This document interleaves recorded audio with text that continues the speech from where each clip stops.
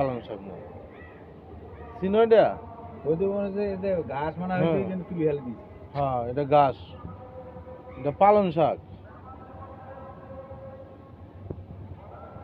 আমি আর রাখছি বড়